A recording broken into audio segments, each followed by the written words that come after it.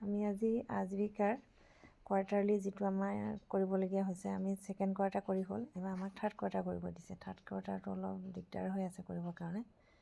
তাতে আমি গৈ লোকচত গৈ পেলাই আমি আজীৱিকাৰটো ওলাই আমি ইয়াতে য়েছ লিখিব লাগিব। য়েছ লিখি তাতে মেম্বাৰ চিলেক্ট কৰিব লাগে। মেম্বাৰৰ নাম যেতিয়া আমি চিলেক্ট কৰিম তেতিয়া আপোনাৰ লিখিলে মেম্বাৰ নামবিলাক নাহে।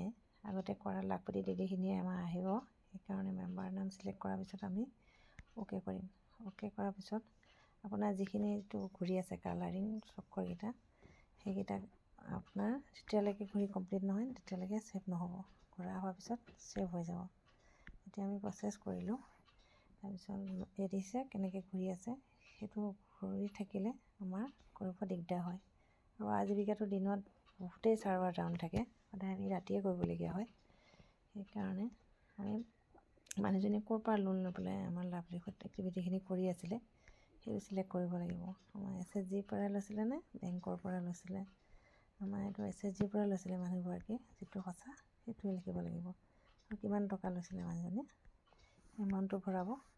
ভৰাই পেলাই যোৱাবাৰ যিটো আমি ছেকেণ্ড কোৱাৰ্টাৰ কৰিছিলোঁ সেইটোতো আহিয়ে যায়। সেই বস্তুটো তাতে ভালদৰে চাব জানিলে ওলাই যাব। ইয়াতে চাবচোন কি কাম কৰি আছিলে যোৱাবাৰ, সেইটো আমাৰ চাইছোঁ আমি লাভলীহুডৰ কোনটো কাম কৰি আছিলে।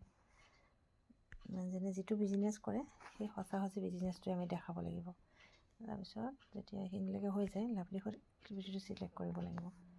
লাভলীহুড যিটো কাম কৰি আছে সেইটো এক্টিভিটিত গৈ আপুনি মানুহজনীয়ে কি কৰি আছে, কি বস্তু মানে কিহৰ ওপৰত কৰি আছে সেইটো চিলেক্ট কৰিব লাগিব। সেইটো চিলেক্ট কৰাৰ পিছত আপুনি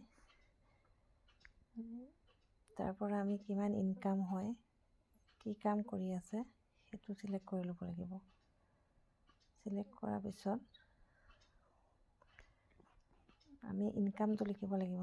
সেইখিনি কামৰ পৰা মানুহজনী কিমান মানে আমি প্ৰথমতে চিলেক্ট কৰিব লাগিব। আমি কোৱাৰ্টাৰলি কৰি আছোঁ ন, আমি কোৱাৰ্টাৰলিটো কৰি ল'ব লাগিব। মানে চবৰে অলপ বেলেগ বেলেগ, সেইকাৰণে গোটেইখিনি কৰি দেখুৱাটো সম্ভৱ নহয়। যিখিনি মানে মই কৰি থাকোঁতে যিখিনি হেৰি হৈছে সেইখিনি আপোনালোকক অলপ দেখাওঁ বুলি ভাবিলোঁ। তাতে আপোনাৰ কিমান টকা হেৰি কৰিছিলে সেই বস্তুটো লিখাৰ পিছত আপোনালোকৰ মানে কি কামৰ কাৰণে কি খৰচ হৈছে সেই সেইখিনি আমি এমাউণ্টখিনি লিখি যাব লাগিব।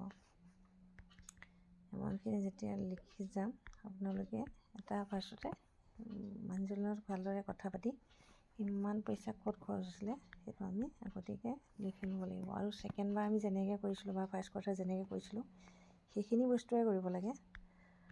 সেইখিনি আপুনি বহুত বেছি টান নহয়, অকণমান কষ্ট কৰিলে হৈ যায়। ক'ত কিমান খৰচ হৈছিলে সেইখিনি কৰিবলৈ আপোনাৰ হৈয়ে যায়। সেইখিনি কৰাৰ পিছত আপোনাৰ ছেভ আহিব।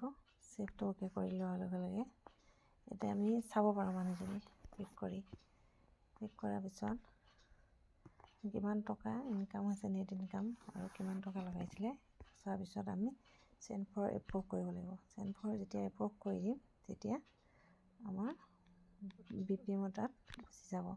টো অ'কে হৈ গ'ল, ইয়াতে লক লাগি গ'ল।